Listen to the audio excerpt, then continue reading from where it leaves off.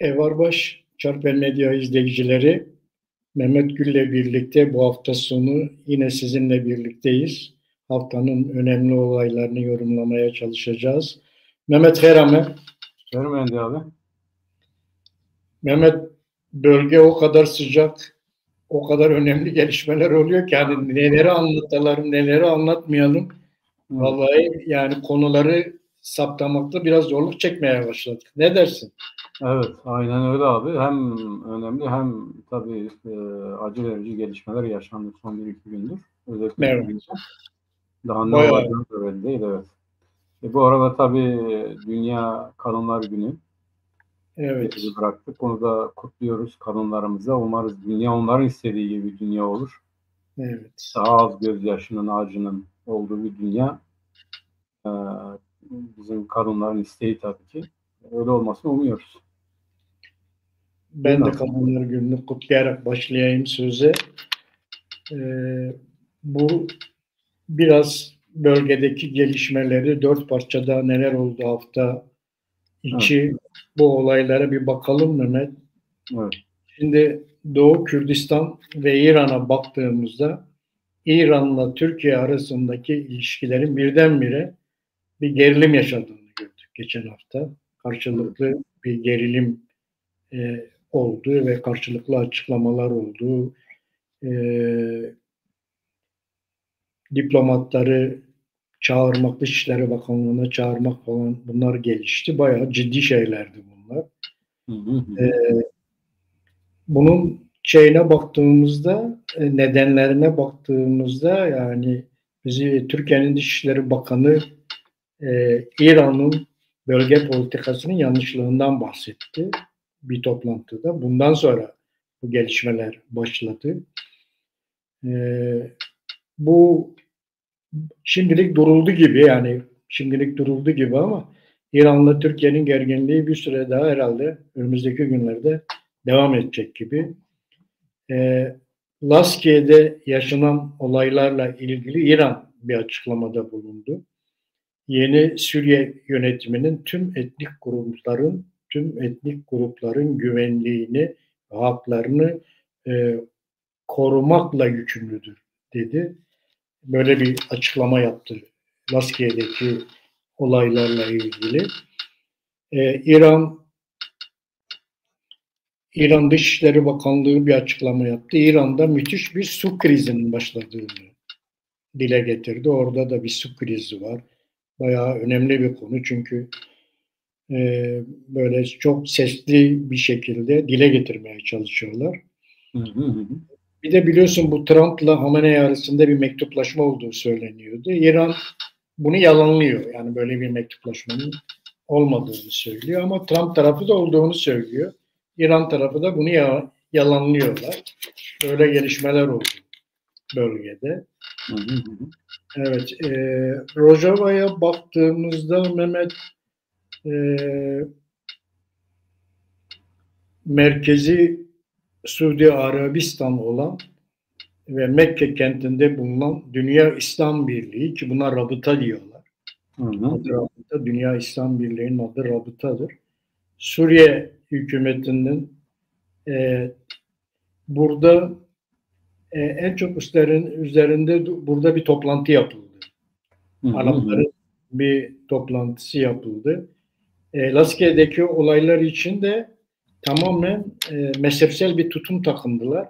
Bu olaylar işte Devrik Esed yönetiminin subaylarının çıkardığı olaylar diye söz ettiler.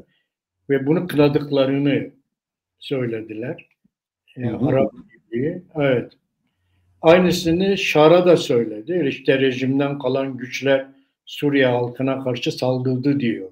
Eski rejimden kalan güçler. Esad artıkları. Efendim? Esad artıkları diyorlar. Evet. Ve saldırganlara sesleniyorum dedi. Silahlarınızı bırakın ve teslim olun dedi Şar'a.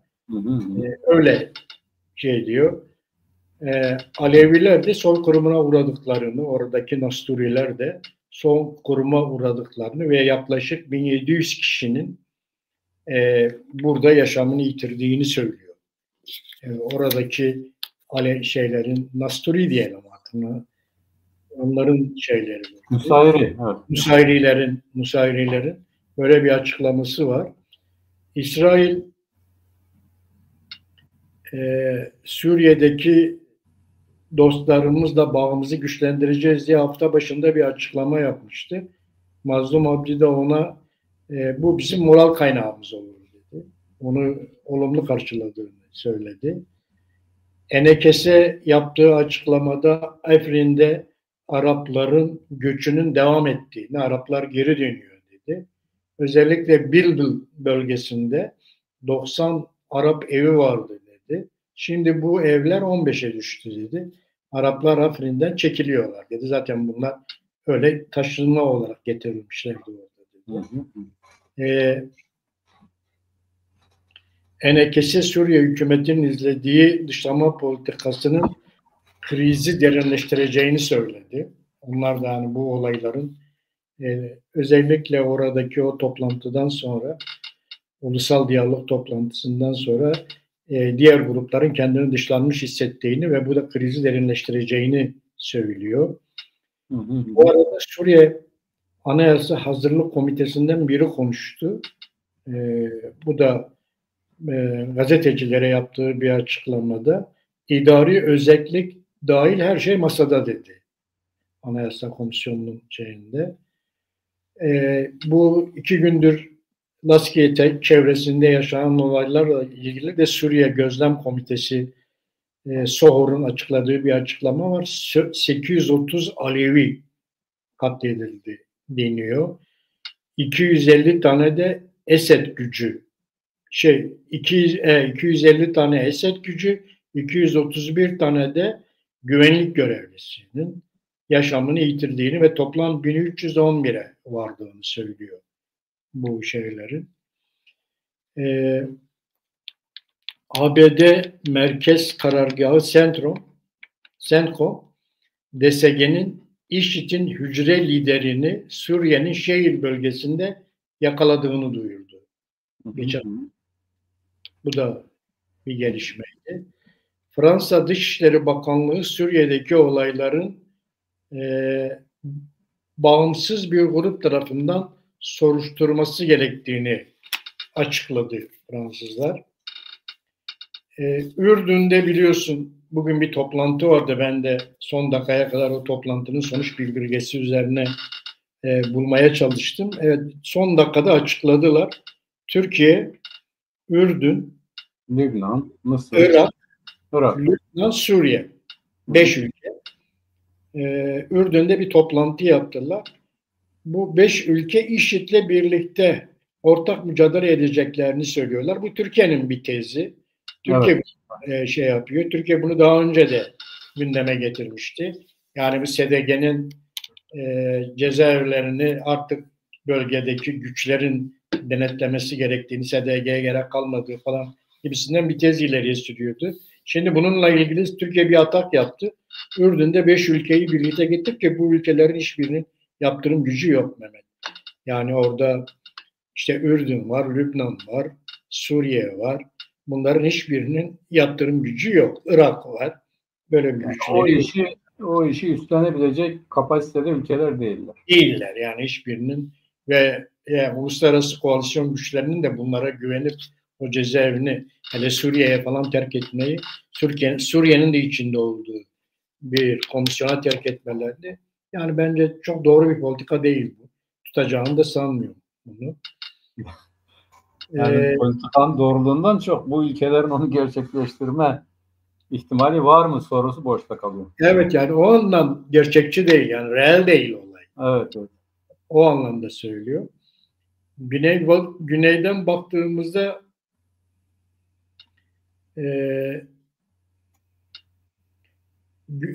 ABD'nin gözlem heyeti, Irak'taki gözlem heyeti 1 Mart'tan itibaren Türkiye'nin ikisi Erbil'de, biri Süleymaniye'de, 6'sı Doğak'ta toplam 9 saldırı gerçekleştirdiğini açıkladı. Yani bu arada bu barış süreci falan devam ederken 1 Mart'tan sadece 1 Mart yani bugün de 9 Mart 9 günde 9 saldırı gerçekleştirdiğini açıkladı. Türkiye'ye bakarsak Mehmet, DEM Parti heyeti partileri gezmeye başlıyor önümüzdeki hafta. Yarın, evet. Yarına itibaren. Biliyorsun. Yarın, yani 10 Mart'ta EMEP, CHP ve DEVA ile görüşecekler. Evet. 12'sinde TİP ile görüşmeleri var. 17'sinde de AKP MHP ile görüşmeleri var. TİP, Saadet ve DEVA var. 12'sinde hem TİP hem Saadet hem DEVA var. DEVA değil de Gelecek var. DEVA yarın. 12'sinde Gelecek var. 17'sinde de AKP ile MHP'nin ziyaret edileceğini söylüyorlar. Bir heyetin de Diyarbakır'a geleceği söyleniyor. Daha sonra bir Diyarbakır şeyde olacağı söyleniyor. Öcalan'ın 8 Mart'ta Kadınlar Günü'nde bir mesajı yayınlandı. Kadınlar mitingi oldu burada Diyarbakır'da. Orada açıkladı. Dönemin ruhu demokratik siyasetin dili de barıştır dedi. Dönemin ruhu demokratik siyasettir ve dili de barıştır dedi. Ve doğru demokratik toplum çağrısı kadınların bir renansasıdır şeklinde bir açıklama idi. Bu şeydeki Kadınlar Günü'ndeki açıklama. Özgür Özel, Trump'ın Filistin topraklarını işgal etmek istediğini, Türkiye'nin buna sessiz kalmaması gerektiğini açıkladı. Yani ilk defa böyle muhalefetten bu şekilde bir açıklama geldi. Trump karşıtı bir açıklama. Onun dışında Diyarbakır'daki Emek ve Demokrasi Platformu bugün bir açıklama yaptılar. Onlar da bu süreci desteklediklerini açıkladılar. Bahçeli bugün çok önemli bazı açıklamalar yaptı böyle Mehmet, muallakta kalmış konuları açık getirdi. Belki okudun sen de onu. Ya da muallakta değil de yani onlara göre yanlış dile getirilen şeyleri düzeltti diyelim. Evet. Bir defa dedi ki silah bırakma tüm grupları kapsar dedi Bahçeli. Bunun böyle eğri çevirmenin bir anlamı yok dedi. YPG benzeri örgütler dedi bu işten muaf değiller dedi. Silah bırakma işinden muaf değiller dedi Bahçeli. Laskiye'deki olaylarla ilgili de konuştu. Dedi ki dış bağlantılı etnik ve mezhebi provokasyonların ülkemize ve komşu ülkelere sipariş edildiği anlaşılmaktadır. Zorluk çıkarmak için. Efendim? Ülkemize ve komşularımıza zorluk çıkarmak için. İçin sipariş ediliyor. Evet. Şeklinde açıkladı. Ayrıca bugün basına bir haber daha düştü. Öcalan İmralı'da katarak ameliyatı olmuş. Ameliyat İmralı'da olmuş bir gözünde. Önümüzdeki hafta içerisinde de zaten ikinci gözünde tekrar ameliyat olacakmış. Bahçeli'nin çağrısından bir tane çağrısının içeriğinde bir şey daha da vardı Mehmet, çok önemli. Diyor ki bu konu bilinmiyordu. Bahçeli PKK ve diğer gruplar silahlarını Türkiye'ye teslim etmeli. Evet. Demek ki böyle bir konuşma da var. Şart da yok diyor yani. Hiçbir şart da yok diyor. Hiçbir şart yok ve şeye bırakmalılar diye. Öyle kamuoyuna yansıyan öyle bir açılım falan filan vatandaşlıktan vesaire de yoktur diyor. Yoktur diyor. Yani ve bu konuya da açıklık getirdi. Yani silahlarını Türkiye'ye bırakacaklar dedi. Evet. Bu konu hani basında bazen nereye yapacaklar, ne edecekler, nasıl olacak falan gibisinden konuşurken Bahçeli bu işe son noktayı koydu. Türkiye'ye teslim edecekler dedi. ABD ile AB arasında bu Zelenski diyaloğu biraz Mehmet geçen hafta biraz başka bir mecraya doğru kaydı. Zelenski Trump'a daha övücü sözler söylemeye başladı. Bu Avrupa Birliği ülkelerin toplantısından hemen sonra geldi bu açıklama. Demek ki Avrupa Birliği'nin de ona bir önerisiydi, yani Trump'la ilişkini bozma gibisinden bir önerisi gibi ben algıladım Mehmet bunu. Yani o toplantıdan sonra. Abi onun da tabii etkisi olabilir ama gerçi gariban adam orada Trump'a bir şey demedi. Fakat Trump hemen istihbaratı kesti. İstihbarat yardımını kesti. Kesti. Onu bağlandı. Kör hale geldi Ukrayna kuvvetleri. Kör oldu yani. Evet. Bu onun üzerine oldu. Bu hafta İsrail-Filistin konusunda da bazı gelişmeler yaşandı Mehmet. Arap Birliği toplandı nihayet Kahire'de ve Mısır'ın önerisi kabul edildi orada.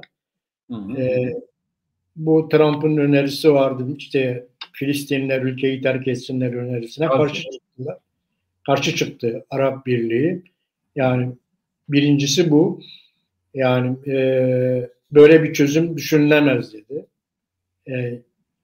Filistinliler mutlaka Gazze'de kalmalıdır dedi. Birincisi bu. Evet, bunu söylediler.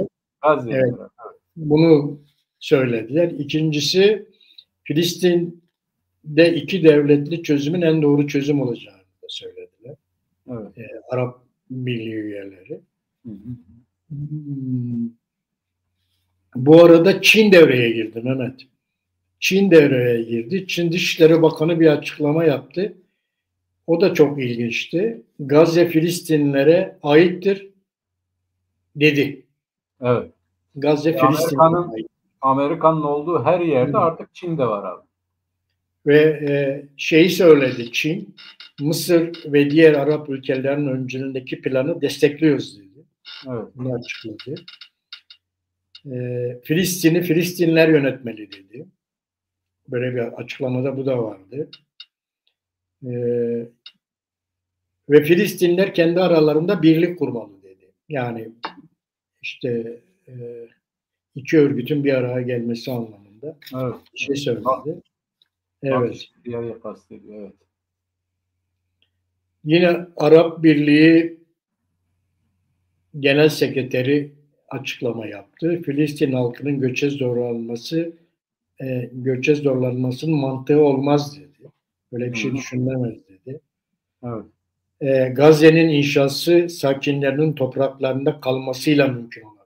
Evet, Gazze inşa edilsin ama sakinleri kendi topraklarında kalması gerekir dedi. Arap Birliği Sekreteri. Bunlardan İsrail'in Suriye'deki saldırılarına değindiler o toplantının sonuç bildirgesinde. İsrail'in Suriye'ye yönelik saldırıları ve topraklarına yönelik işgalini kınıyoruz. Uluslararası toplumun İsrail'i geri çekmesini bekliyoruz dedi. Geri çekmelerini, istediklerini açıkladılar. O da geldi Arap Birliği'nden. Bunlar bir yardım komisyonu kurdu Arap Birliği. Bu yardım komisyonu Hamas'ın yerini alacak bölgede. Gazze'de Hamas'ın yerini alacak bir yardım komisyonu kurdular. Bu yardım komisyonu işleri yürütecek. Hamas devre dışı kalacak. Öyle gözüküyor ki yani Hamas'sız bir çözüme onlarla evet der gibi bir çözümü. Yani o uluslararası yardımın dağıtılması. Evet, o konuda yani Hamas'a teslim edilmesi değil de bağımsız kuruluşun o işi organize etmesi anlamında. Evet. Bölgede böyle çok hızlı, sıcak gelişmeler oluyor. Evet. Biz de istersen Mehmet bu İsrail-Filistin gelişmesinden başlayalım mı? Abi İsrail olur başlayalım ama şimdi bence yani şu anda hatırlarsan bu El Şara yönetiminin kurulduğu andan itibaren biz dedik ki Suriye'nin geleceği ya da Suriye'de neyin olup neyin olamayacağı Mart ayından itibaren belli olacak. Neden? Mart ayı aynı zamanda HETEŞ'in, onlar artık şimdi kendilerine HETEŞ demiyorlar herhalde. Bu Şara yönetiminin kurulacağı, işte görev bölümü falan filan yapılacağı ve ondan sonra da siyasetin belli olacağıyla alakalıydı. Evet. Bence Filistin'i de aşan hem İsrail, Suriye'de ne olacağını hem de Orta Doğu'da yeniden hangi güçlerin aktif olacağına dair bir hadise gerçekleşti dün itibariyle. Az önce sen de söyledin. 1300-1500 kişi civarında insan hayatını kaybetti. Bunun 1000 tanesi Evet. sivil insanlar. 1311 kişi falan diyorlar. Yani bunun bini sivil insanlar. Yani Evet. savaşla alakası olmayan, işte evlerinde orada burada yaşayan sivil insanlar 1000 kişi katledildi. Nusayrilerden. Onun dışında Esad yanlıları ile ya da eski düzenin askerleri ile bu HTŞ kuvvetleri arasındaki çatışmalarda da bir 500 kişi kadar insanın karşılıklı öldürüldüğü artık şimdi biliniyor. Bu evet. Şimdi ben Filistin meselesine kısaca bir değineyim abi. Filistin meselesi doğru. Birleşmiş Milletler'in aldığı karar iki toplumlu iki devletli bir çözümden yanadırlar. Fakat İsrail artık bunu giderek Batı Şeria ile sınırlı hale getirmek istiyor. Evet. Yani eskiden Filistin devletinin başkenti de Kudüs olmak üzere bir Filistin devletinin kuruluşu kararı giderek artık neredeyse tedavülden kalktı. İsrail Gazze meselesini de bu hale getirdikten sonra ya da Hamas'ı etkisiz hale getirdikten sonra bu işin artık eskisi gibi tartışılması oldukça zor. Biliyorsun yani nihayetinde barışlar ya da yeni statükolar ya da yeni devletlerin kuruluşu aynı zamanda güç meselesidir. Onun ne kadar haklı, ne kadar meşru vesaire tabii ki önemli ama en önemli kısmı bence güç meselesidir. Evet. Şimdi İsrail bu konuyu artık Kudüs çerçevesinde tartışmayacaktır. Yani Batı Şeria'yı hapsetmeye çalışacaktır. Hatta biliyorsun Batı Şeria'daki Hamas ya da eskiden oraya yerleştirilen neydi oranın adı? Cenin kampına da müdahale etti. Cenin'de de Hamas var diye oraya da müdahale etti. Çok eskiden beri oluşturulan bir kamp 1960'lara uzanan tam hatırlamıyorum ama yani oldukça mazisi olan bir kampa bile müdahale etti. Orada da Hamas'ı tasfiye edeceğiz diye. Cenin'i de hatta tasfiye edeceğiz vesaire dediler. Şimdi Arap dünyası da zaten Hamas'a dayalı bir Filistin devletinin kurulmasını istemiyor. Evet. Yani Arap dünyası dediğimiz zaman buna hemen hemen hepsi dahil. Yani bunu isteyen tek devlet İran'dır. Evet. İran o tezin gerisindedir ama onun dışında Mısır, Suudi Arabistan, Birleşik Arap Emirlikleri, Katar hepsi bu Hamas merkezli, Hamas'a dayalı bir Filistin devletinin kuruluşu konusunda pek hevesli ya da istekli değiller. Mahmud Abbas'ı destekliyorlar. Şimdi şöyle bir şey var. Yani buradan aslında bizim artık çıkarmamız gereken bir ders kaldı mı onu da bilemiyorum. İdeolojik bir ulusal kurtuluş hareketinin ya da ideolojik bir milli mücadelenin olamayacağının en güzel örneği Hamas'tır. Kimisi diyor ya Hamas'ı İsrail kurdu. Öyleyse çok akıllı bir siyaset. Ne yaptı? Şeriatçı bir örgütü dünya nazarında bir ulusal kurtuluş mücadelesinin temsilcisi haline getirerek onu bastırmayı başardı. Yani bu geçmişte ki çatışmada dünyanın büyük bir kısmı bu kadar haksızlığa rağmen, o kadar sivilin 47 bin, 48 bin, 50 bine yakın insanın katledilmesine karşın dünyanın ağırlıklı ya da önde gelen devletlerin çoğu İsrail'in bu saldırısına hiçbir şey demedi. Yani onun öncesinde Hamas sivil eğlenmekte olan bir müzik festivali miydi onu basmak suretiyle eğlenmekte olan sivil insanları katletmesi gibi çok irite edici bir hadise olmasının yanında ama genel olarak da bu devletler İsrail'in bu saldırılar karşısında hala öyledir. Bir şey demediler. Nedeni de işte Hamas'ın şeriatçı bir teşkilat olması. Bir milletin menfaatlerinden çok bir ideolojinin, bir inancın, bir şeyin savunucusu olmasıyla alakalıdır. Bu çok önemlidir. Yani bunu özellikle egemenlik altında olan, hak savunucusu olan milletlerin dikkate alması gereken bir hadisedir. Şimdi ben Filistin meselesinin, Gazze meselesinin her ne kadar bu 5 tane Arap ülkesi biz bunu kabul etmiyoruz deseler de onların kabul etmek istememelerinin nedeni işin ucunun kendilerine dayanıyor olması. Yani Trump ne diyordu? Mısır'a gitsinler, Ürdün'e gitsinler. Orayı boşaltalım, oraya bir tatil merkezi yapalım. Dünya ticaret merkezi yapalım işte falan filan gibi tezine karşı çıkmaların nedeni kendilerine yöneliyor olmasıydı bu hadisenin. Yani nihayetinde o çözüm ya da o tehcir henüz ortadan kalkmış değil. Yani masada duruyor. Gerçekleşip gerçekleşmeyeceği zamana bağlı, fakat artık iki devletli bir Filistin devletinin kuruluşu olsa çok daha kısmi bir alanda gerçekleşebilir. Yani eski o Birleşmiş Milletler'in aldığı karar çerçevesindeki iki devletli bir Filistin devletinin başkenti Kudüs olmak üzere kurulması hadisesi çok zor diye düşünüyorum. Yani ben de buyur abi. Yani bu konuda kısaca bunları söylemek isteriz. Bir an önce bu diğer konulara gelmek için biraz onlar öne çıktığı için. Evet, yani burada geçen hafta en önemli olaylardan biri Çin'in devreye girmesiydi. Evet. Birincisi bu. İkincisi Arapların ikiye bölündüğünü görüyoruz. Bir tarafta Türkiye'nin başını çektiği Suriye, Ürdün, Lübnan, Irak'ın ve Türkiye'nin olduğu bir grup var. Bir tarafta asıl Kahire'nin başını çektiği, Mısır'ın başını çektiği bir Arap birliği var.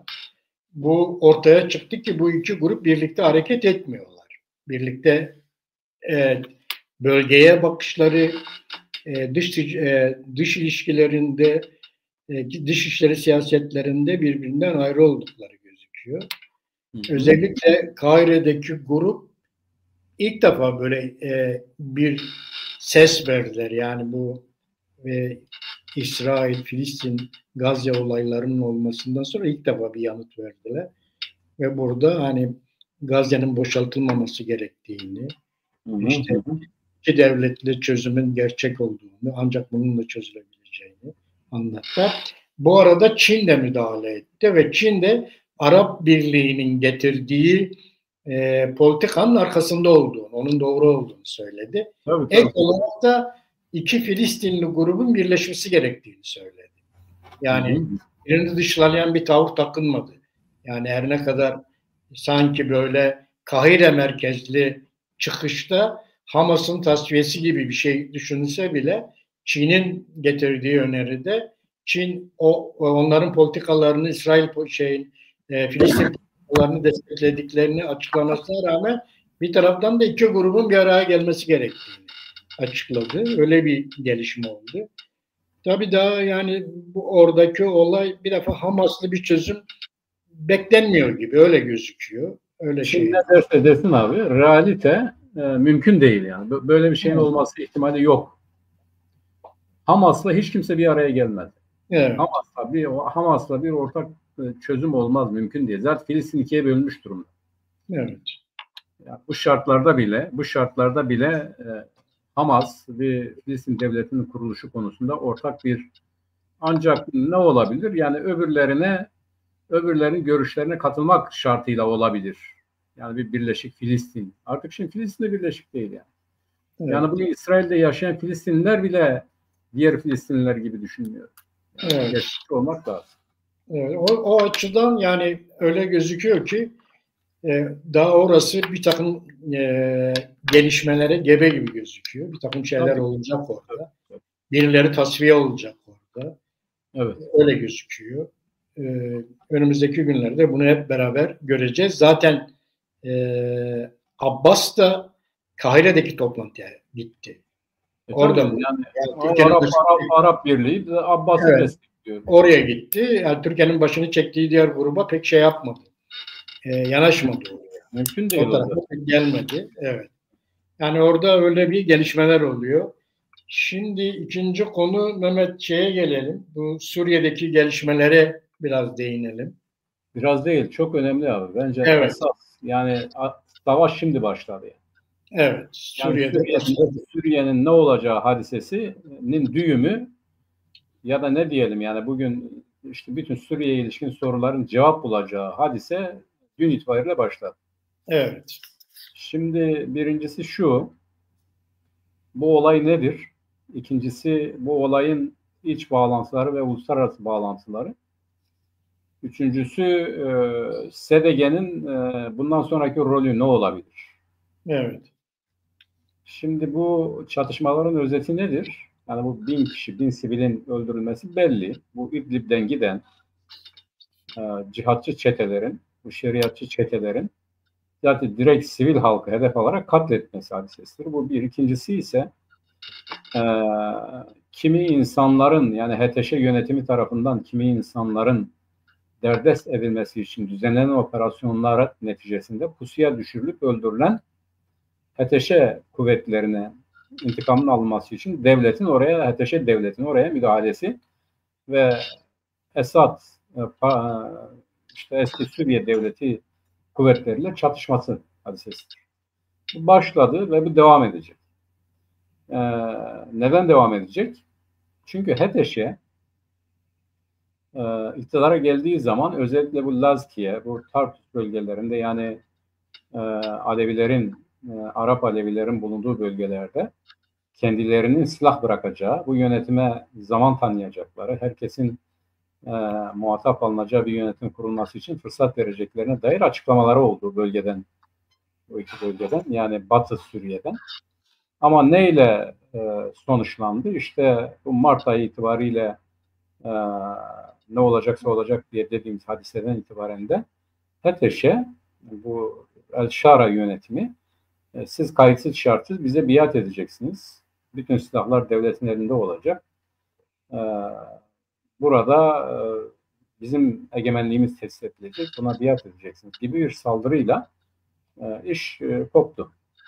Şimdi bunun düzelme ihtimali bana göre çok zor. Yani düzelme derken ne demek istiyorum? Suriye devletinin, HTŞ devletinin öyle diyelim, yani şu andaki HTŞ devletinin o bölgede otoritesinin tesis edilebilmesi için o bölgenin artık tanınması dışında başka bir şey onları ikna etmeyecek. O 1000 kişinin öldürülmesinden itibaren bu böyle olmuştur. Bu bir. Yani şu andan itibaren hiçbir kuvvet, hiçbir güç kendi realiteleri, hakları, hukukları tanınmadan elindeki silahı bırakmayacak, dahası silahlanacaktır. Kendisini korumak için silahlanacaktır.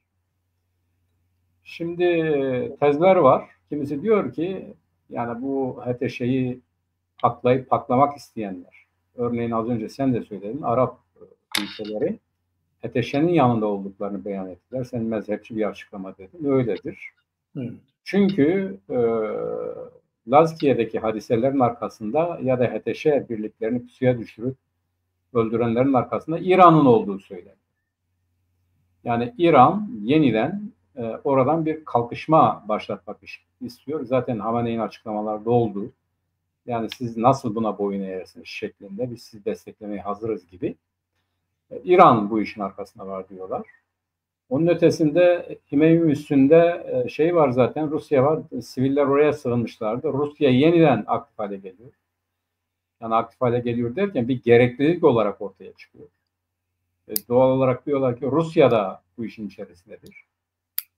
Üçüncüsü oradaki siviller Birleşmiş Milletler'e çağrıda bulundular. Dediler ki eğer müdahale etmezseniz, ki etmedi. Açıklaması da çok zayıftı. Yine devletlerin konudaki tepkileri çok zayıftı. Biz İsrail'den yardım isteyeceğiz dediler. Türkiye'de ne diyor ya da Türkiye gibi ülkeler ya da HTŞ gibi çevreler ne diyor? İsrail de bu işin içerisinde diyor. Öbür taraftan Türkiye hem HTŞ'nin yanında olduğunu, yani HTŞ değil mi? Suriye yönetiminin yanındayız. Diğerleri terör faaliyetlerdir. Teröristtir diyor diğerleri. Ona devlete boyun eğmelidirler. Ama aynı zamanda da uluslararası düzeyde de bu HTŞ'nin işleyeceği suçlardan hareketle suçlanabileceğini, zan altına kalabileceğini düşünüyorum. Bu yönde de bir takım tedbirler alıyor. Yani biz herkese, saldırıyı yapanlara da, sivilleri öldürenlere de terörist diyoruz, o işi yapanlara da terörist diyoruz gibi bir şeye geliyor, bir savunmaya geliyor. Daha önemlisi yine kimisine göre bugün Esad güçleriyle SDG arasında da bir irtibat oldu. SDG'nin de onları desteklediği, hatta genel olarak da şöyle bir tez var. Tez değil yani. Genel olarak ne anlama geliyor diye baktığımız zaman Suriye konusundaki çözümle ilgili hemen hemen bütün taraflar artık sahnededir. İsrail sahnede, İran sahnede, Rusya sahnede, ABD sahnede, Arap alemi sahnede ve Kürtler sahnede. Buna böyle bakmak lazım. Yani bugün HTŞ'nin istediği gibi at oynatamayacağı ortaya çıktı. Birçok açıdan ortaya çıktı. Yani bu sadece o yereldeki kalkışma ya da yereldeki direniş ya da yereldeki saldırı değil. Bu yapılan açıklamalardan hareketle de kimin nerede olduğu ya da nasıl bir Suriye istediği belli. Buradan ne çıkar? Bana göre biz baştan beri de onu söylüyoruz. Buradan çıkacak olan veya yani eğer HTŞ El-Şara yönetimi ayakta kalmak istiyorsa aynı zamanda kendi haklarının da güvence altına alındı ama en azından dört yerel yönetimli yani belki de daha fazla eyalet sistemine dayalı bir Suriye'nin inşası dışında buradan başka bir şey çıkmaz ve kimse de silahlarını bırakmaz. Giderek bu silahlanma işi artar. Az önce sen de anlattın Bahçeli'nin açıklamasını. Yani Bahçeli açıklamaları nereden geliyor? Devletin görüşüdür. Gerçi Hakan Fidan'ın açıklaması biraz farklıydı ama ne diyordu? Türkiye ve bölge devletlerine zorluk çıkarmak için birileri tarafından bu sipariş edildi diyor bu hadise. Kim bunu sipariş etmiş? Yani kim bunu gündeme getirdi? O konuda isim vermemekle beraber işte az önce sen yine üzerine durdun. Türkiye-İran ilişkileri hadisesinde İran'dan söz ediyor. Şimdi İran-Türkiye bu konuda artık eskisi gibi değil. Bu neydi? Rusya'daki ne anlaşmalarıydı o abi? Rusya-İran Tartus neydi? Ne anlaşmalarıydı? Rusya'ya gidip nerede unuttum oranın adını ama onlar bitti. Ve İran ile Rusya Türkiye'nin kendilerine ihanet ettiğinden hareketle yeniden müdahil olmak için ya da orada bir statükonun oluşmasını önlemek için ya da zorda bırakmak için ya da HTŞ'nin sadece HTŞ'den ibaret bir yönetim olarak hani diyorlar ya yani başarısız devlet onun özelliklerini taşımayan bir devlet konumuna getirmek için bütün bu müdahaleler olacak. Ve bu çok uzun bir süreyi kapsayacak. Şöyle şeyler oluyor abi dikkat edersen. Uluslararası sistem kimi krizleri sistemin geleceği açısından sorunu görüyor, çözüyor. İşte diyelim Ukrayna meselesi. Bak Ukrayna'yı bir biçimde gündeme geldi ve onu çözmek zorundadır. Yani evet. Hangi açıdan çözmek zorundadır? Rusya açısından da çözülmelidir. Batı açısından da Amerika açısından da çözülmelidir bu mesele. Çözmeye çalışıyorlar dikkat edersen. Ama kimi meselelerde gerçi işte Filistin meselesi gibi yani çözülmese de olur denilebilecek, absorbe edilebilecek, idare edilebilecek, belki de gerekliliği olduğu için sürüncemede bırakılan hadiseler olarak görülüyorlar. Şimdi bak Irak dağıldı. Ne kadar zamanda toplandı abi? Hala toplanabilmiş değil. Ama Irak artık eski Irak değildir. Bunu görmemiz lazım. Hiçbir zaman da olmayacak.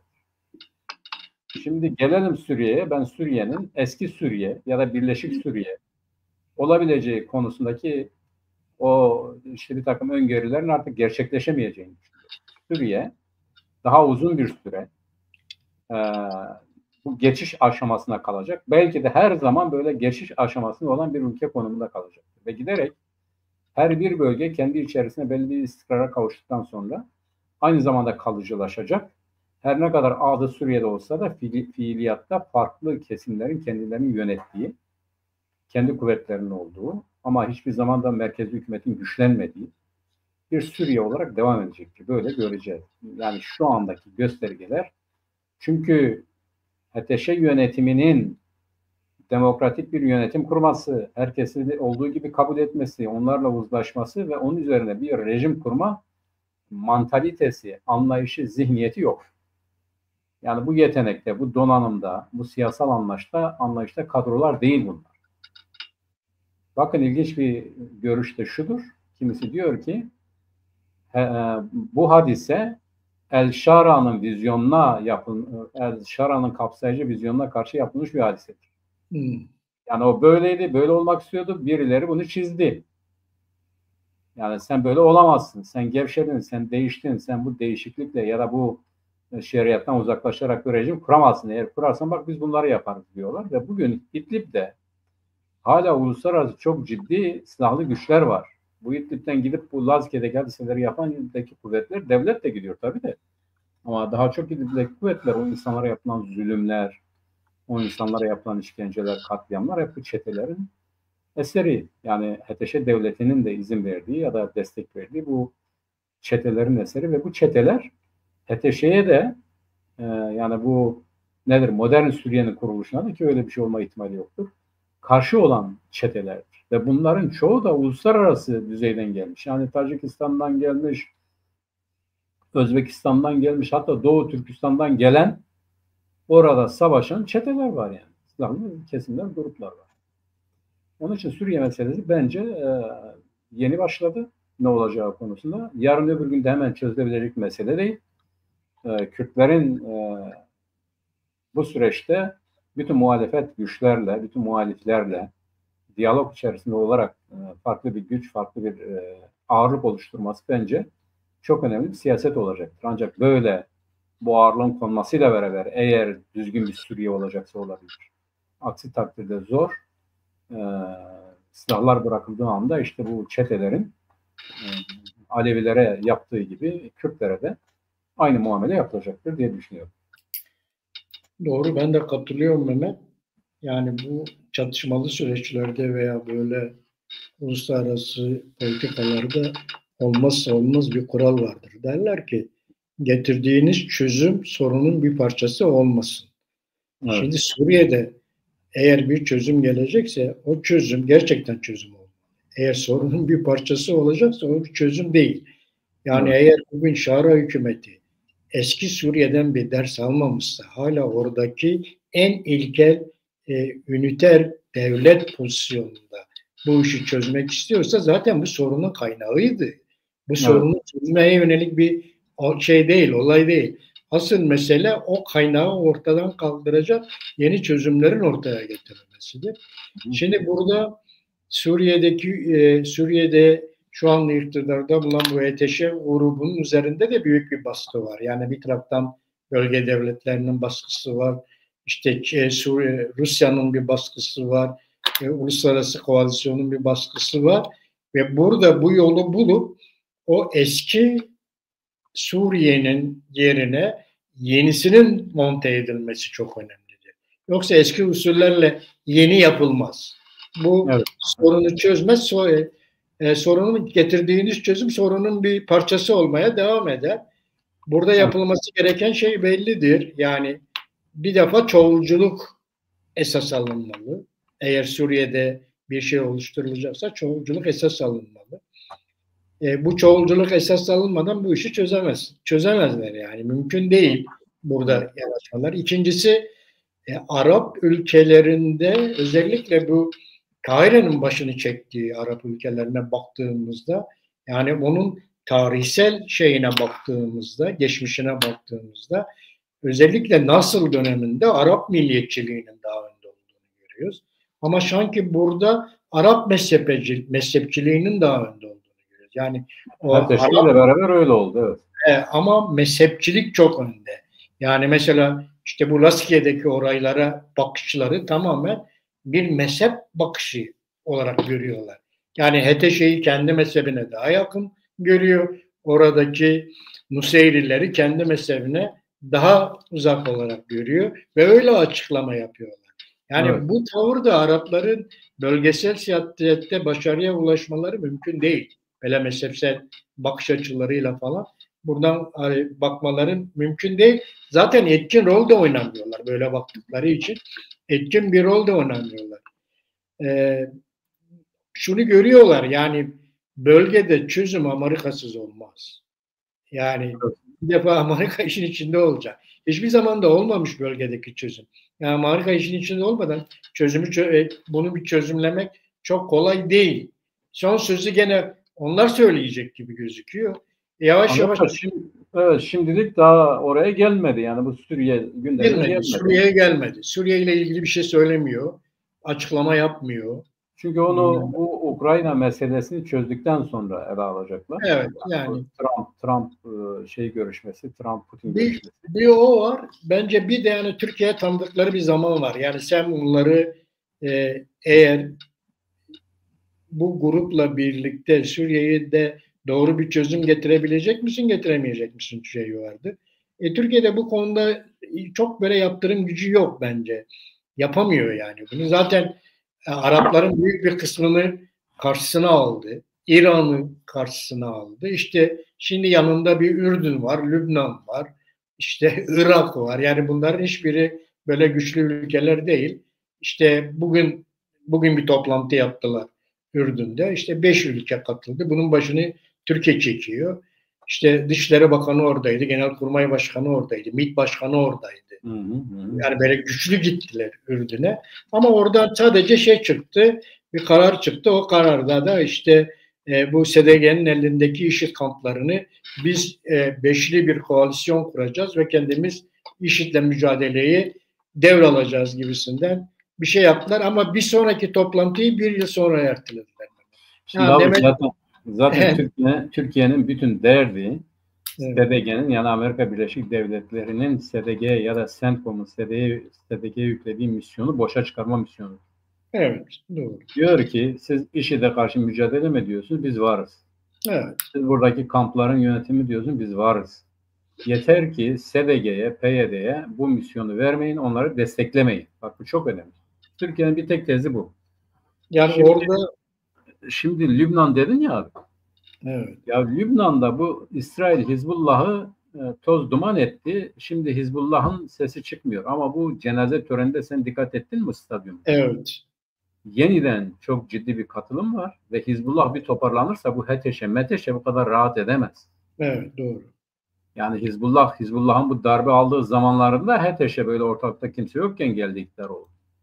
Evet. Bir diğeri İsrail hiçbir zaman HTŞ'nin güçlenmesini istemiyor. İstemeyecektir yani. Yani şimdi güçlü bir HTŞ'nin ya da güçlü bir bu Sünni Suriye'nin İsrail açısından nasıl ciddi bir tehlike olduğunu İsrail'den başka kimse daha iyi bilemez. Onun için İsrail ve Amerika için şimdilik herkesin dengede olduğu, yani kendi kendini koruduğu ama bir başkasına zarar veremediği bir konsept istiyorlar.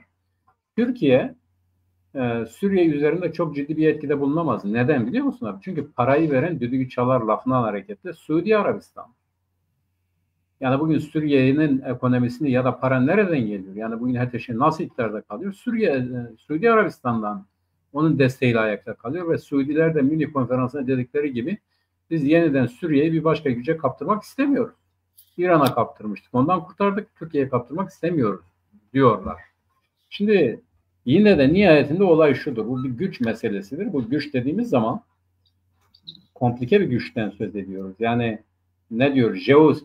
Jeopolitik güçten söz ediyor. Bunun içerisinde eğitim kalitesi, yönetim kalitesi, ekonomik kuvvet, askeri kuvvet, işte çözüm geliştirme stratejileri vesaire her şey girer.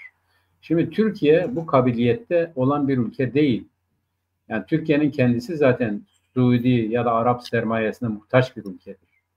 Bu gücü, bu kuvveti olmadığı için kendi stratejisini gerçekleştirebilecek düzeyde de değil. Yani askeri olarak müdahale etmesi lazım. Bunu yapabilir mi? Yapamaz. Sadece gücünün yetip yetmemesi değil. Yani Amerika'nın olduğu yerde, İsrail'in olduğu yerde, İran'ın olduğu yerde, Rusya'nın olduğu yerde Türkiye tek başına burası benim alanımdır diye hareket edemez. Yani gerçekçi siyasetler, objektif durumlar buna izin vermiyor. Onun için yanına diğer devletler alıyor. Bu devletlerin hiçbirisi herhangi bir politikayı gerçekleştirme gücüne sahip değil. Yani Lübnan fels devlettir. Yani gerçek anlamda olmayan bir devlet. Sadece öyle olmasından fayda umulan bir şeydir. Yani yoksa gerçek anlamda bir devlet değil, eski Lübnan değil yani. Ya biliyorsun abi eskiden Beyrut neydi? Orta Doğu'nun Paris'i diyorlardı değil mi? Evet, Lübnan'da ciddi bir devletti gerçekten. Bitti. Şimdi Lübnan adı var yani. Başka bir şeyin kimsenin egemenliği altına giremeyeceği için bir Lübnan vardı. Eskiden orada Suriye vardı, İsrail vardı, bir sürü devlet vardı. Amerika vardı falan. Ürdün yani nasıl bir devlettir abi? Ürdün sadece bu belli bir mezhebin ayakta tutulması için İngiltere tarafından kurulmuş bir devlettir. Yani Ürdün dediğin zaman nedir? İşte Arap aleminde belli bir kesimin dönüp baktığı, kutsal gördüğü bir tür. Böyle bir devlet. Ama İngiltere'nin egemenliği altında bir devlet olduğunu herkes biliyor. Şimdi Irak'ın durumu belli, Suriye'nin durumu belli. Yani neyle Türkiye gidip SDG'den oraları alacak? Hadi aldı diyelim. Yani bunları nereye taşıyacak, nerede bakacak, nerede yerleştirecek, ne yapacak, ne edecek? Bu amaç SDG'nin boşa çıkarılmasına dayandığı için de gerçekleşme ihtimali olmayan bir plan proje diye düşünüyorum. Evet, doğru. Yani Suriye'deki gelişmeler, yani konjonktür hep Kürtlerden yana dönmeye devam ediyor. Öyle gözüküyor. Realite böyle abi. Yani bu onların şimdi Kürtlerin en pasif haline rağmen bu böyledir. Biraz aktif olsalardı çok daha farklı olabilirdi. Ve Kürtlerden yana konjonktür dönmeye devam ediyor şimdilik. Ama tabii bu konjönktöre daha sonradan müdahale edilir mi edilmez mi, başka bir şekilde dönüşür, onu zamanla göstereceğiz. Bahçeli'nin açıklamasına orada bakmak lazım. Evet, Bahçeli orada daha doğrusu biraz da Kürtlere bağlı, oradaki Suriye'deki Kürtlere bağlı durum. Yani Suriye'deki Kürtler kendi olabilirlerse, kendi planlarını hayata geçirebilirlerse. Şimdilik öyle görünüyorlar. Evet, şimdilik öyle görünüyor. Amerika ile ilişkileri falan. Evet, o çok önemli. PKK bizi bağlamaz, biz PKK'li değiliz diyorlar, doğru söylüyorlar. Evet. Orada kendilerine göre en mantıklı çözüm neyse o çerçevede hareket ederlerse doğru yapmış olacaklar. Ve şimdilik Rojava'nın önü açık gözüküyor diyebiliriz. Şimdilik bu konjonktürde Rojava'nın önü açık gibi gözüküyor. O bölgesel dengelere baktığımızda şimdilik öyle gözüküyor. Ben bu konuda Çin bir şey söylemiyor. Ya Çin'in Suriye ile ilgili hiçbir demecini görmedim ben. Çünkü Çin orada yani Kürtler devlet kurmasın diyemiyor. Evet.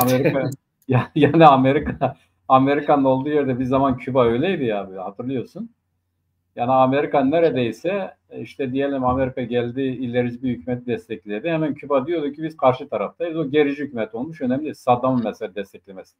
Evet. Düşün yani bir Halepçe katliamını gerçekleştiren Saddam'ı ya da bir Amerika ile savaşıyor diye Molla yönetimini Küba otomatikmen destekliyordu yani. Evet. Şimdi bugün Çin de öyledir. Çin'in dünya siyaseti anti-Amerikancı. Amerikan karşıtı, anti değil, Amerikan karşıtı bir siyasettir. Evet. Onun için bakalım yani bize ilişkin Amerika ne derse Çin'in tavrı o zaman belli. Evet. Şimdi gelelim bizdeki bu çözüm diyaloğuna. Çözüm süreci demeyelim. abi sen diyalog diyorsun. Yani bir diyalog yok. Var. Bir monolog da yok. Bir talimat var. O talimat çerçevesinde ortaya atılan bir takım yani böyle çıkarılan kimi sesler var. Çözüm diyaloğu var mı? Evet. Bir diyalog var. Yani İmralı, Bahçeli, DEM bir şey sürüyor. Bir görüşmeler var. Şimdi abi bak biliyorsun biz başından beri diyoruz ki biz Kürt meselesinin çözümü konusunda dünyanın bu zamanında insanların öldüğü yol ve yöntemlerle değil, insanların ölmediği, demokratik, barışçıl, konuşarak mesele çözülmelidir. Yani Kürtler bir millet olarak belli hak taleplerinde bulunuyorlar. Bunlar konuşulacak talepler, konuşulması gereken talepler. Şimdi Öcalan yakalandığından beri, hatta ondan önce geçen gün bir program izledim. İsmini vereyim bilmiyorum. Bir gazeteci dedi ki Öcalan 1993'ten beri şimdi söylediğini yapmak istiyor. Ben yanındayım dedi. Ama dedi o zaman örgüt buna elverişli olmadığı için yapamadı. Şimdi yapıyor dedi. Yanlış anlaşılıyor falan. Bir takım tevillere girdi. Şimdi biz ne diyorduk aynı zamanda? Diyorduk ki bunu nasıl çözelim? Diyorduk ki 1. Kürt tarafı, 2. Türk tarafı, 3. Üçüncü tarafın nezaretinde bu konu görüşülsün, konuşulsun. Yani üçüncü taraf olmadan iki tarafın konuşup anlaşması mümkün değil. Neden? Çünkü neyin konuşulacağı bir takım şahitlerin huzurunda konuşmalıdır. Nasıl konuştuğunu kayıt altına alması lazımdır. Kimin ne istediği, talep ettiği falan bunun kaydedilmesi ve diyalog biçimi, üslubu vesairesi, anlaşmaya varırsa belli bir takvimin oluşturulması, bunların hepsinin kaydedilmesiyle olur bu iş. Diyorduk değil mi? Evet. Şimdi sen diyorsun diyalog abi, bir masa mı var ya? Nerede konuşuyor bu? Bak benle sen burada bir araya gelip platformda konuşuyoruz. Bunlar nerede Bir araya konuşuyor? gelmiyorlar. Arada aracı demdir. Dem ikisinin lafını birbirine götürüp getiriyor. Abi şimdi bu dedikoduya girer. Bak niye dedikodu biliyor musun bak. Şimdi birisi dedi ki örneğin Bahçeli dedi ki ya dedi bu hepsini kapsıyor. Yani PYD'yi de kapsıyor dedi. Evet öyle diyor. Şimdi PYD diyor ki ya bu bizi kapsamıyor. Peki bak PYD'nin bu bizi kapsamıyor demesi ile Bahçeli'nin hayır sizi de kapsıyor demesinin kanıtı nedir? Var mı bir kanıt? Yok. Yok. Yani bunlar oturup konuşmuş, anlaşmış mı? Yazıp çizmişler mi? Bunun bir yazılı metni var mı? Yok. Şimdi o metin okundu. Öcalan'ın metni okundu. Bahçeli'nin A'dan Z'ye noktası virgülüne kadar altına imzamı atıyorum dediği o metin okundu. Sonra itirazlar gelince ya peki ne olacak yani bu mesele çözülmeyecek mi denmesi üzerine ya nasıl çözülecek dendiği zaman bu Kayyım Sırrı Süreyya da dedi ki hukuksal düzenleme yapılacak dedi. Burada yok ama dedi bu paragraf eklendi. Bu paragraf da var. Evet. Peki bu paragrafın olduğunu bu Kayyım Sırrı Süreyya Önder bize kanıtlayabilir mi? Elinde yazılı bir evrak mı var? Var mı böyle bir şey? Yok. İşte bak burada böyle diyor. Dediği bir belge var mı? Yok. Onun için biz buna yani o okunan metin dışında, bak o çok önemli. Okunan o metin dışında bizim ciddiye alıp üzerinde konuşabileceğimiz hiçbir şey yok. Yani belki vardır biz onu bilemiyoruz. Fakat bugün yani şu anda terörsüz Türkiye denilen hadisede bizim elimizde olan tek belge biz yanlış yaptık. Artık PKK kendisini repete ediyor, tekrarlıyor. Bu şartlar bitti. Ulusal meselenin çözümü konusunda da federasyon, özellikle kültüralist çözümler tarihsel olarak aşılmıştır denilen ve bundan hareketle de silahı bırakın kendinizi de feshedin diyen bir metin dışında elimizde belge var mı abi? Yok. Yok. Şimdi burada da bak bu şu da çok önemli. Şimdi bunu doğru konuşmamız lazım. Şimdi biz siyasal mücadele yürüten Kürtler olarak tarihte en çok karşı çıktığımız kimdi? Hain dediğimiz kimdi? İdris-i Bitlisi'ydi değil mi abi? Niye karşı çıkıyorduk? Diyorduk ki Osmanlılarla Kürdistan'ı Osmanlılara peşkeş çekmiş. Ya şimdi buradan bakınca insan bu metinleri görünce diyoruz ki haksızlık yaptık. Neden? İdris-i Bitlisi Kürt tarafıydı. Kürdistan vardı. Kürdistan'da sancaklar ve beylikler vardı. Öyle mi abi? Evet. Yeri belliydi, başkanları belliydi. Bunların kimisi mutasarrıftı, yani vergi toplayabiliyordu. Osmanlı ile anlaşmaları yazılıydı. Yazılı değil miydi? 17 sancak mı vardı? Her neyse.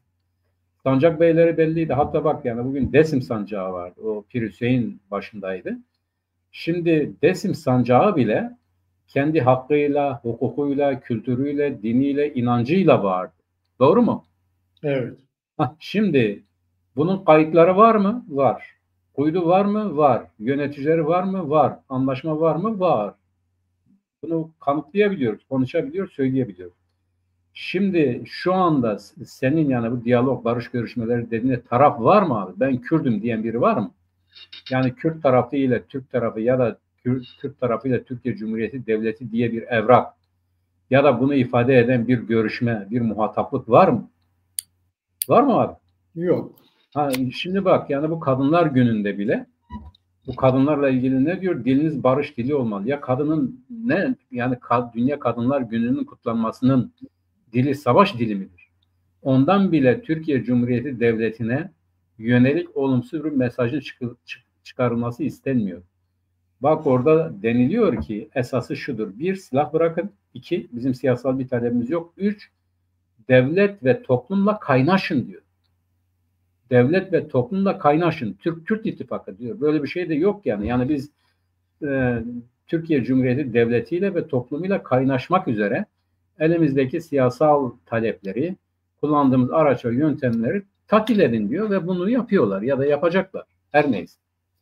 Şimdi onun için ben buna ne diyalog süreci diyorum, ne barış süreci diyorum.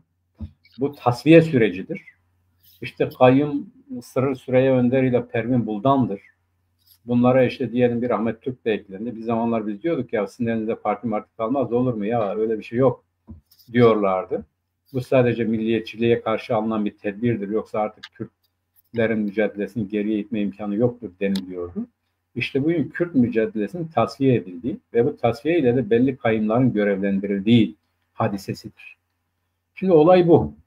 Yani bugüne kadar bunlar bu diyaloglarında, yani diğer partilerle diyaloglarında, örneğin CHP ile diyalogunda CHP'yi ziyaret ederlerken CHP'ye devlet bunu dedi, biz de bunu diyoruz dediler mi? Hayır.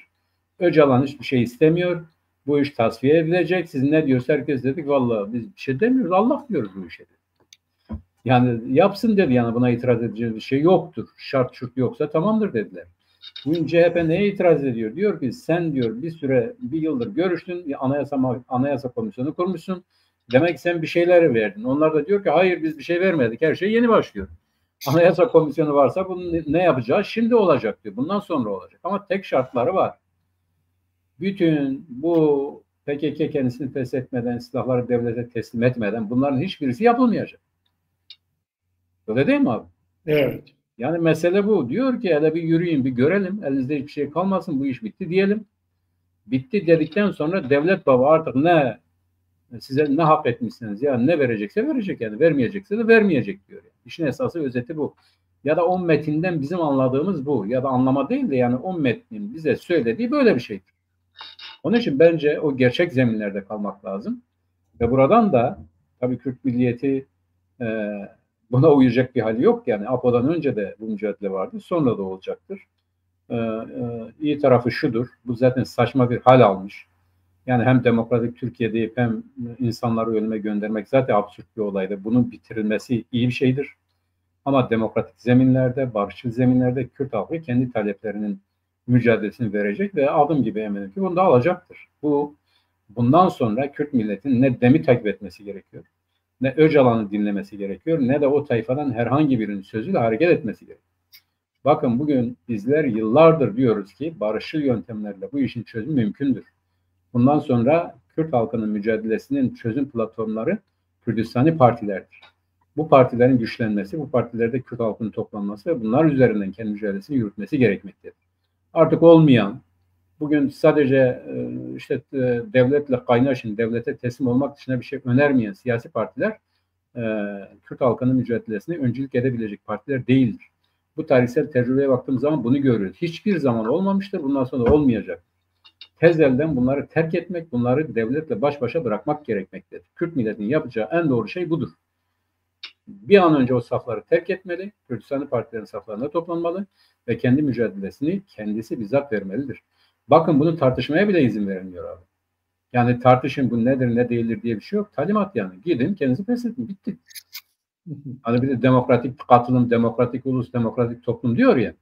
Yani bu ne kadar absürt, ne kadar saçma bir şey oldu ve demokrasi denilen şeyin de aslında nasıl tahrip edildi? Ya demokratik toplum nedir bu kardeşim, demokratik toplum?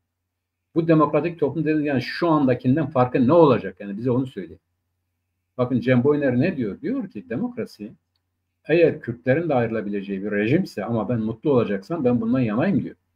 Şimdi demokrasi her kesimin kendisini ifade edebildiği, kendisini yaşayabildiği, dilini konuşabildiği, kültürünü geliştirebildiği bir rejim. Yani demokrasi sadece bir yönetim şekli değil, aynı zamanda o yönetim altında yer alan halkın, toplumların, kesimlerin hak ve hukukunun güvence altında olduğu bir rejimdir. Tanımı da değişti. Ne anlıyor bu demokrasiden?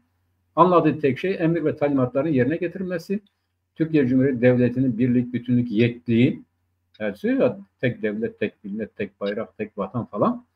Ama demokrasi bunların ötesinde olan bir şeydir. Tekçi değil, çoğulcudur. Onun için bunların bu demokrasi kelimesinden de uzaklaşmak lazım. Bu cepheleri, bu alanları, bu zeminleri bir an önce terk etmek lazım. Onları kendi başlarına bırakmak lazım. Ve gerçek anlamda Kürt halkının mücadelesi buradan başlayarak yükselecektir. Bunu reddedip buradan hareket etmek lazım. Bizim söyleyeceğimiz bu olmalıdır. Bir de Mehmet, dikkat edersen Devlet Bahçeli'nin bugün açıklamasında bir de ilginç bir şey vardı. Kurucu önderlikten bahsediyor. Evet. Diyor ki kurucu önderlik böyle istiyor diyor. Tabii. Kurucu önderlik diyor. Aynen böyle bu cümleyi kullanıyor. Şimdi ben de senin konuşmalarına bir iki ekleme yapayım ben. Bir defa bu silah bırakma çağrısı bizim de uzun yıllardır savunduğumuz bir konu. Yani silahların bırakılması doğru bir çözüm. Artık kuzeyde silahlı bir mücadelenin başarıya ulaşma şansı yok. Bunun demokratik mücadeleye evrilmesi bunun gereklidir. Ama hiçbir liderin Kürt halkının ne isteyip ne istemediğiyle ilgili bir son sözü söyleme hakkı olamaz. Yani Kürtlerin nasıl yönetileceği siyasi partileri de aşan bir şeydir. Kürtler nasıl yönetileceğine kendileri karar verirler. Tabii ki kazanmış bir haktır abi. Evet. Tartışılacak bir tarafı yok onun yani. Tartışılacak bir tarafı yok. Yani Kürtler nasıl yönetecek? Yoksa Abdullah Öcalan bir parti lideri böyle dedi diye. Yani ben bağımsızlık istemiyorum, federasyonu istemiyorum, özellik istemiyorum, kültürel hakları istemiyorum demesiyle Kürtler bunu kabul etmiş olmazlar ve sorun da bitti. Evet Kürt abi, o çağrıyla evet. çağrıyla beraber artık Öcalan, PKK siyasal talepleri yok. Onlar siyaset dışıdır artık. Yani Evet, onları siyasal bir muhatap olarak alma imkanımız yok. O bitmiştir. Kendisini bitirmiştir zaten. Siyaseten bitirmiştir. Yani Öcalan'ın söylemleri kendi partisini bağlar. Kürt halkını bağlamaz. Tabii ki öyledir canım. Evet, Tabii ki öyle. o kendi partisine çağrı yapıyor. Tabii. Onun çağrıları silahı bırak diyor. Hiçbir hakla ıslah etme diyor. Kendi partisine yapıyor. Kendini tasfiye et diyor. Bizim zamanımız geçti. Bu iş bitti diyor yani. Basiti Bitti bu diyor. yani. O kendi partisiyle ilgili bir çağrı. Kürt halkının talepleri farklıdır. Yani Kürt milletinin bir defa eğer gerçekten bir şey yapılacaksa Kürt milletinin varlığı ve kimliği kabul edilmeli. Bir defa çok önemli bir mesele bizim Ama için. Türkiye Cumhuriyeti Devleti bunun bilincinde olan bir devlet. Evet. Bunu biliyor zaten. Bunu kabul etmeden bir çözümün olamayacağını zaten biliyor. Kürt dili resmileşmeli. Evet. Ana dil eğitimi, ana dilde eğitim hakkı mutlaka olmalı, değil mi? Evet. Ve federal bir çözüm. Ve herkesin kendi siyaseti ve kendi düşüncesi, kendi kimliği, kendi siyaseti, kendi düşüncesiyle siyaset yapmasının önü açılmalı. Evet, yeni bir toplumsal sözleşme yapılmalı. Burada herkesin hakkı hukuku tanınmalıdır. Evet ve her düşünceye örgütlenme özgürlüğü sağlanmalı. Yani biz demokratik mücadeleyi savunuyoruz dediğimizde de bu ortamın da yaratılması lazım. Her düşünceye, düşünce, bu çok önemli. Yani temel insani değerlere aykırı olmayan, yani faşist, ırkçı, halk düşmanı olmayan siyasetlere özgürlük ve bunların iktidar olma hakkının güvence altına alınması gerekir. Evet. Yani anayasada belirlenecek temel insani kriterler, yani temel insan haklarından oluşturulacak bir anayasaya dayalı bütün siyasal görüş, düşüncelere örgütlenme ve iktidar olma hakkı. Bunun tartışılacak bir tarafı yok. Demokrasi budur zaten. Evet. Halk hukukun güvence altına alındığı, herkesin iktidar olma hakkının güvence altına alındığı bir rejim. Demokrasi bu. Evet abi. Yani bugün Diyarbakır'da Emek Demokrasi Platformu'nun da mesela bir toplantısı. Onlar da baktım bu çağrıda mesela ana dille ilgili taleplerini dile getiriyorlar. Ana dille ilgili taleplerini dile getiriyorlar. Ki bu metinde bu yok biliyorsun. Abi bunlar yok şeyler. Kültürel hiçbir hak. Hiçbir şey yok. Zaten kültüralist çözümlere de karşı. Yani, o metnin o yönüyle ciddiye alınır bir tarafı yok. Bitmiştir yani o hareket siyaset. Onların yani DEM grubunun kontrol ettiği gruplar bile artık bu metni tamamen savunamaz hale geldiler. İçerisine mutlaka başka şeyler yerleştirmek zorunda kalıyorlar. İşte. O açıdan bu çağrı Abdullah Öcalan'ın kendi partisine yapmış olduğu bir çağrıdır. Bunun Kürt halkının talepleri farklı bir şeydir. Kürt halkı kendi kimliğinin varlığını kabul edilmesini istiyor. Kürtçenin resmi dil olmasını istiyor. Ana dilde eğitim hakkını istiyor. Herkesin kendi kimliğiyle örgütlenme, düşünme ve siyaset yapma hakkını istiyor. Her düşüncenin, her siyasetin önünün açılmasını istiyor. Ve bu şekilde demokratik mücadeleye biz varız diyor Kürt halkı. Yoksa öbür türlüsü sadece o siyasetin kendi bir Bahçeli'nin deyişiyle kurucu liderin kendi partisine yapmış olduğu çağrıdan başka bir anlama gelmez diyor. Abi şimdi diyor ya yani federalist, özerklik, kültüralist çözümler tarihsel ve toplumsal şartlara uymuyor. Evet. Tam tersine tarihsel ve toplumsal şartlar dışına düşen Abdullah Öcalan ve yayınladığı o metindir. Evet. Bak şimdi bugün dünyaya bakalım abi. Dünyada bak İngiltere diye bir devlet vardır. İngiltere krallıkla yönetiliyor. Bu krallığı kaç devlet kurmuş abi? 4 tane devlet. Yani Britanlar, Skoçlar, İrlandalılar ve Galler kurmuş. Galler bak bu 4 tane devletin kurduğu krallıktır. Birleşik Krallık diyorlar ona. Bak Galler'in kendi parlamentosu var, başbakanı var, kuvvetleri var. İskoçya'nın var, İrlanda'nın var ve Britanların var abi. Yani İngiltere 4 tane devletten, bu krallık 4 devletten oluşuyor. Gel Fransa'ya abi. Bretonlar var, Korsikalılar var, Franklar var. Bu Franklar aynen bu Türk gibi bir zamanlar Fransa'da en azınlık milletti ama gittiler onun ismini alıp Fransız yaptılar. Franklardan geldi. Gel İspanya'ya abi. Kimler var? İşte Spanishler var, Basklar var, Katalanlar var. Yani en az 4 tane özel bölge var abi. 4 tane özel parlamento var. 4 tane başbakan var. Bir de İspanya var. Bak İtalya bile kendi içerisinde kuzey ve güney diye 2 tane temel bölgeden oluşuyor. Bugün Almanya'ya git bak, Almanya federaldir. Germanlardan oluşmasına rağmen 5 tane eyalet vardır. İdari eyalet vardır abi. Git Rusya'ya bak, Rusya Federasyonu dediğin zaman kaç milletten oluşuyor? Şimdi kim tarih ve toplum dışına düşmüş? Öcalan mı? O metin mi? Yoksa bu realite mi? Realite milletlerin çağıdır. Milletlerin devlet olarak örgütlendiği bir çağdır. Bu milletler çağındayız hala. Kürt milleti de ben milletim diyor, hakkım var, hukukum var, yerim var, yurdumum var ama ben her şeyden mahrumum, mahrum olmak istemiyorum diyor. Bu böyle bir çözüm istiyor. Ya siz zorla buradasınız. Benim sahip olduğum bütün değerleri sömürüyoruz. Bana bir şey vermiyor. Ben buna karşıyım diyor. Çözüm milli olacaktır. Bu basit bir şeydir. Yeryüzünde, dünyanın her yerinde şu anda çözüm istenen tek şey milletler meselesidir abi. Ve milletlerin örgütlenmesi ve idare tarzıdır. İdare tarzı şeklinde farklı şeyler olabilir. Demokratik olabilir, otoriter olabilir, oligarşik olabilir, faşizm, buna bir şey demiyoruz ama millet olarak onun örgütlenmesi zamanın ruhudur zaten. Zamanın kendisidir. Tarih ve toplum dışı olan o İmralı'da herhangi bir şeyi 93'ten beri, yani bunu bir türlü bundan kurtulamayan kişi, kesim ve grupların sorunudur. Kürt milletinin sorunu değil.